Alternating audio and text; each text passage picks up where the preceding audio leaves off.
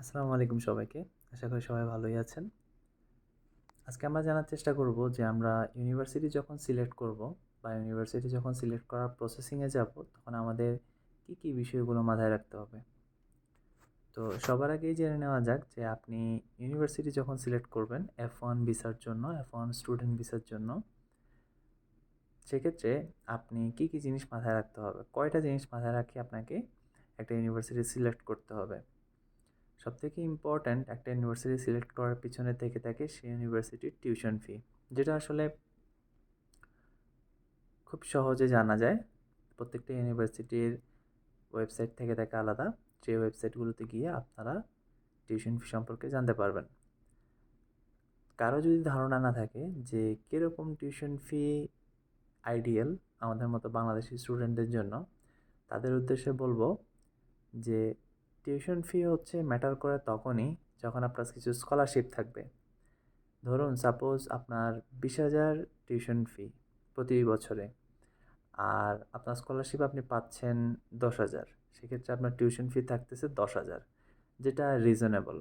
But on the other hand কিছু university আছে যেখানে তাদের টিউশন ফি 35,000, স্কলারশিপ দিচ্ছে আপনাকে 15,000, স্টিল আপনার টিউশন ফি 20,000, যেটা আইডিয়াল না।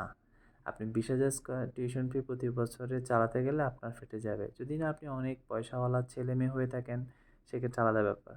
যাক, তাহলে সবার আগে হচ্ছে টিউশন ফি। সেকেন্ডলি আমাদেরকে কি দেখতে হবে সেটা হচ্ছে আপনি কি পরিমাণ স্কলারশিপ পাচ্ছেন। যদিও স্কলারশিপ ছাড়াও ইউএসএতে পড়াশোনা করার জন্য আসা যায়, ব্যাচেলর বলেন মাস্টার্স বলেন, আসা যায়, কিন্তু সবথেকে বড় ব্যাপারটা হচ্ছে আমাদের বর্তমানে দেশের ভিসা যে সিচুয়েশন, ভিসা যে দিচ্ছে না বা দিচ্ছে, এগুলো অনেক কিছু অনেক সময় আপনার স্কলারশিপের উপর ডিপেন্ড করতে পারে। আপনার স্কলারশিপ যদি ভালো হয়, স্কলারশিপ যদি বেশি থাকে, সেক্ষেত্রে আপনি অবশ্যই অনেক বেশি প্রাধান্য পাবেন ভিসা পাওয়ার ক্ষেত্রে। হ্যাঁ, সো স্কলারশিপটা আপনাকে মাথায় রাখতে হবে যে আপনি কত হাজার স্কলারশিপ পাচ্ছেন। আচ্ছা, থার্ডলি আমরা বাংলাদেশি স্টুডেন্ট, আমাদের ইকোনমিক সিচুয়েশনের কথা চিন্তা করলে আমরা এদেশে এসে কি সার্ভাইভ করতে পারবো কি না, সেটা আমাদেরকে বাংলাদেশ থেকে কিন্তু হিসাব নিকাশ করে আসতে হবে। তাহলে আপনি সেটা কিভাবে করবেন? সেটা হচ্ছে যে আপনি যে ইউনিভার্সিটিতে অ্যাপ্লাই করতেছেন সেই ইউনিভার্সিটিটা কোন এলাকায়, সেই ইউনিভার্সিটিটা কোন এলাকায়, সেই ইউনিভার্সিটিতে আপনার আউটডোর জব করার কোনো ওয়ে আছে কি না, বা ইন্টারন্যাশনাল স্টুডেন্ট কী পরিমাণ আছে, বা স্টুডেন্টরা সেখানে কিভাবে থাকে, কিভাবে চলে, এই জিনিসগুলো আপনাকে অবশ্যই রিসার্চ করে আসতে হবে। কারণ আপনি যদি না আসেন সেক্ষেত্রে আপনি এমন একটা জায়গায় চলে যাবেন যেখানে আপনি আপনার মতো ইন্টারন্যাশনাল স্টুডেন্ট খুঁজে পাবেন না, বা যেখানে আপনি গিয়ে সেখানে আপনার চলতে অনেক সমস্যা হবে। তো এই জিনিসগুলো মাথায় রেখে আপনাকে অবশ্যই চেষ্টা করতে হবে এমন একটা ইউনিভার্সিটি সিলেক্ট করার যেখানে ইন্টারন্যাশনাল স্টুডেন্ট আছে, বাংলাদেশি কমিউনিটি আছে অথবা ইন্ডিয়ান কমিউনিটি আছে। ইন্ডিয়ান বলেন, পাকিস্তানি বলেন, নেপালিজ বলেন, কমিউনিটি আছে অ্যাটলিস্ট। বাংলাদেশি কমিউনিটি থাকলে বেস্ট। তো এভাবে হচ্ছে আপনাকে এগুলো মাথায় রেখে আপনাকে কিন্তু ইউনিভার্সিটি সিলেক্ট করতে হবে। অ্যানাদার থিং, আরেকটা জিনিস আপনাকে ইউনিভার্সিটি সিলেক্ট করার ক্ষেত্রে মাথায় রাখতে হবে, সেটা হচ্ছে যে ইউএসএতে অনেক ইউনিভার্সিটি আছে যেগুলোতে কিন্তু পড়াশোনার মান অতটা ভালো না। হ্যাঁ, কমিউনিটি কলেজ আছে, তারপরে আপনার লো রেপুটেশন, লো গ্র্যাজুয়েশনের কলেজ আছে, যেগুলো থেকে আপনি কিন্তু নিয়ে দাঁড়ালে, এই ইউনিভার্সিটিগুলো নিয়ে যদি আপনি ইন্টারভিউতে দাঁড়ান, আপনার ভিসা পাওয়ার পসিবিলিটি খুবই স্লিম, খুবই কম। এই জন্য আপনাকে ওই জিনিসটাও মাথায় রাখতে হবে যে আপনি একটা ওয়েল রেপুটেড ইউনিভার্সিটিতে অ্যাপ্লাই করতেছেন, খরচ করতেছেন, কারণ বেশিরভাগ ওয়েল রেপুটেড ইউনিভার্সিটির অ্যাপ্লিকেশন ফি কিন্তু আছে, সেটা $70 হোক, $80 হোক, $100 হোক, আছে।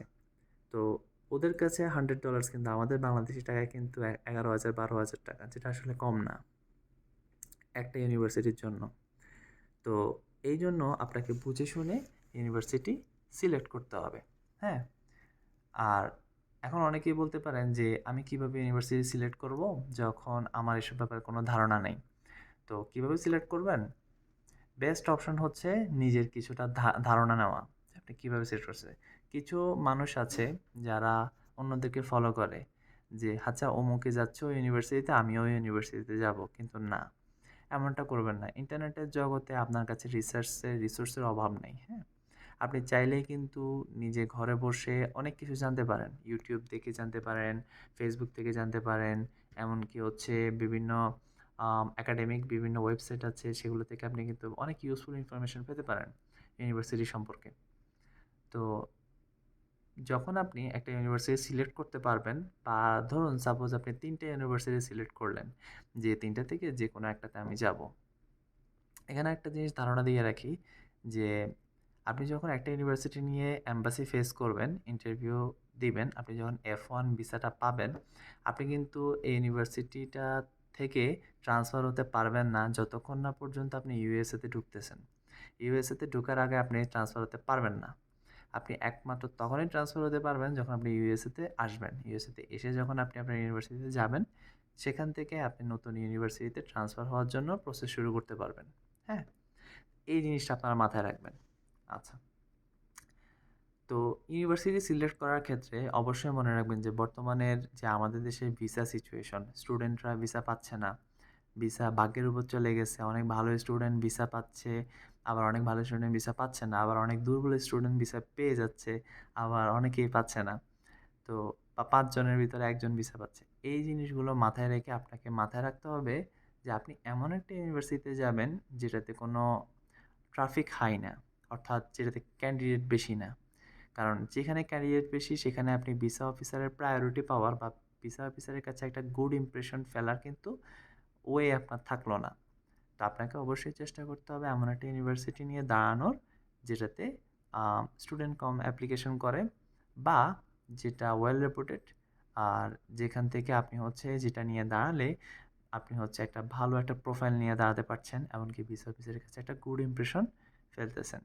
কিভাবে আপনারা ইন্টারভিউর জন্য প্রস্তুতি নেবেন সেটা নিয়ে আমি আলাদা একটা ভিডিও করব। একাধিক ভিডিও করতে হবে কারণ একটা ভিডিওতে পসিবল না। তবে ইউনিভার্সিটি সিলেক্ট করার সময় খুবই, খুবই, খুবই কেয়ারফুল, আর অবশ্যই, অবশ্যই, অবশ্যই এজেন্সি যে ইউনিভার্সিটিগুলোর কথা বলবে সেগুলো থেকে বিরত থাকবেন। এজেন্সি যতই ভালো বলুক, আপনি নিজে রিসার্চ করবেন যে ইউনিভার্সিটিটা কতটা ভালো। পাশাপাশি আপনাকে একটা জিনিস বুঝতে হবে, ইউএসএতে খারাপ ইউনিভার্সিটি বলতে কিছু নেই। কিন্তু ভিসা অফিসারদের চোখে কোন ইউনিভার্সিটি ভালো আর কোন ইউনিভার্সিটি থেকে অফার লেটার অ্যাকসেপ্টেন্স পাওয়া কঠিন, এটা কিন্তু ভিসা অফিসারদের একটা ধারণা আছে। তা আপনাকে ভিসা পাওয়ার সুবিধার্থে আপনাকে ওই জিনিসটা মাথায় রাখতে হবে। হ্যাঁ? আমি এখন বর্তমানে আমার ইউনিভার্সিটিতে আছি। আমার ক্লাস শুরু হয়েছে, ক্লাস করতেছি।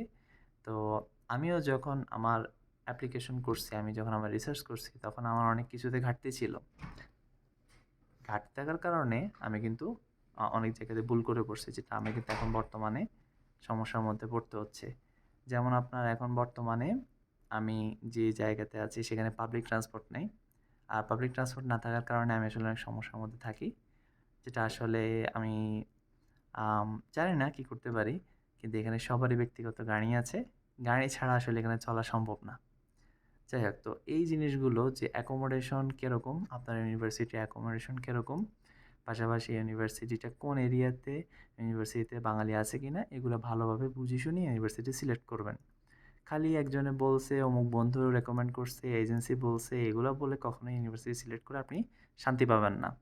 তো এই জিনিসটা মাথায় রেখে আপনাকে ইউনিভার্সিটি সিলেক্ট করতে হবে। অনেকেই আছে যাদের মেন্টালিটি হচ্ছে এরকম যে তারা যেকোনো ইউনিভার্সিটি নিয়ে দাঁড়াবে, দাঁড়িয়ে এখানে ভিসা পাওয়ার পরে চেঞ্জ করে ফেলবে। আসলে ভাই, আপনি যেকোনো ইউনিভার্সিটি নিয়ে দাঁড়ালে ভিসা পাবেন না। ভিসা পেতে হলে কিছু স্পেসিফিক ইউনিভার্সিটি চয়েস করতে হবে, যেগুলোতে যখন আপনি দাঁড়াবেন তখন ভিসা অফিসারের চোখ বড় হবে যে হ্যাঁ, ও আচ্ছা, সে এইটাতে যাচ্ছে, দেখি সে কী বলে। গড়ে হালে যদি আপনি ইউনিভার্সিটি সিলেক্ট করেন তাহলে গড়ে হালে রিজেক্ট হওয়ার সম্ভাবনাই বেশি। আদারওয়াইজ যদি ভিসা অফিসারের মুড ভালো থাকে তাহলে ভিসা পেতে পারেন, সেটা আপনার ভাগ্যের উপরে চলে যাবে, কিন্তু আমরা সেটা চাই না। ধন্যবাদ।